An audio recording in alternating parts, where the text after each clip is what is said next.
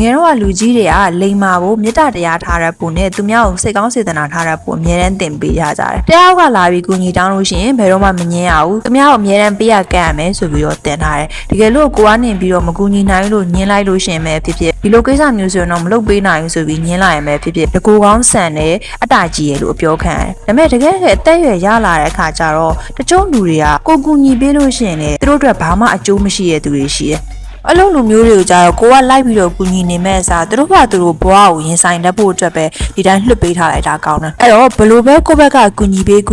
ဘာမှအကျိုးမရှိတဲ့လူ9မျိုးကြောင်းကိုဒီဗီဒီယိုလေးထဲမှာတင်ဆက်ပေးသွားမှာဖြစ်ပါတယ်နံပါတ်1အပြင်းကြီးတဲ့သူတွေကကိုယ့်ရဲ့အကူအညီကိုသူ့ဘဝတိုးတက်ဖို့အတွက်အသုံးချမှာမဟုတ်ဒီတိုင်းရေသားခိုနေဖို့ပဲသုံးမှာကိုကတစ်ခါကူညီလေသူတို့ကတစ်ခါပို့ပြီးတော့ရေသားခိုနိုင်လေဆိုတဲ့အနေအထားမျိုးပဲဖြစ်သွားပါတဘာဝလောကကြီးရတော့ဒီလိုလူမျိုးတွေကိုသူတို့ဘဝတိုးတက်လာအောင်လို့ကူညီမပေးနိုင်တာကိုလိုတန်မှန်လူတယောက်ကဘလို့လုပ်ပြီးတော့ကူညီပေးနိုင်မှာလဲနော်နံပါတ်2ကျေးဇူးမသိတတ်တဲ့သူကိုကပေးသမျှတော့သူတို့ကရှူတယ်ဒါပေမဲ့တခါမှကျေးဇူးမတင်ဘူးကျေးဇူးတင်အောင်ကောင်းမှလည်းမသိဘူးကိုကပေးလေကိုယ့်ရဲ့တန်မိုးကြလေပဲအဲ့လိုလူမျိုးတွေကြောင့်လေမေတ္တာတရားဆိုတဲ့အရာကသူတို့အတွက်လက်ဆောင်တစ်ခုလိုပုံစံမျိုးမဟုတ်တော့ဘူးကိုကပဲအကျွေးရှိလို့သူတို့ပေးဆက်နေရတယ်ဆိုတဲ့ပုံစံမျိုးဖြစ်သွားတာနံပါတ်3မာနကြီးတဲ့သူတွေကကြတော့ကိုယ့်ရဲ့အကြံဉာဏ်တွေသူတို့ကလုံးဝလိုချင်တာမဟုတ်မာနကြီးတဲ့သူတယောက်ကိုဘယ်ဟာမှန်တယ်ဘယ်ဟာမှားတယ်ဆိုပြီးတော့သူတို့ကိုသွားပြီးတော့တင်ပြပေးလို့မရဘူးသူတို့ရဲ့ဘဝမှာနောက်ပိုင်းကျလို့ရှိရင်ကိုယ့်ထက်ပိုပြီးတော့သူတို့ကျိုးနွန်လာအောင်လုပ်နိုင်နေပြီးပေါ်လာအောင်ပါနံပါတ်4ပေါက်ချစ်တဲ့သူ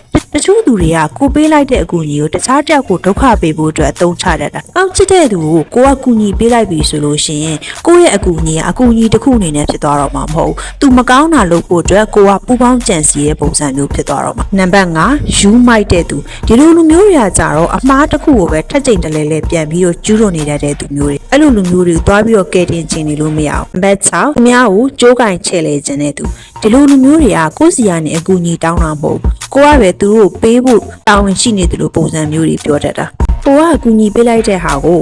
သူတို့ကဘယ်တော့မှအကောင်ပြောမှာမဟုတ်ဘူးဒါပေမဲ့ကိုကမကူညီတော့ဘူးဆိုလို့ရှင်တော့တကယ်ကိုလူဆိုးလူမိုက်ကြီးလိုပုံစံမျိုးဆက်သွင်းတော့မှာနံပါတ်9နောင်တမရတတ်တဲ့သူတွေကသူတို့ဘဝမှာဘာတွေမှားနေလဲဆိုတော့ကိုယ့်ထက်တောင်ပို့ပြီးတော့တည်တည်တယ်ဒီလိုလူမျိုးတွေကကြတော့လူတော်တွေများတယ်ကိုကသူ့ရဲ့အလားအလာတွေကိုမြင်နေလို့သူ့ကိုပြောင်းလဲဖို့အတွက်ကြိုးစားရမယ်သူတို့ကတော့ဘယ်တော့မှပြောင်းလဲလာမှာမဟုတ်ပါဘူး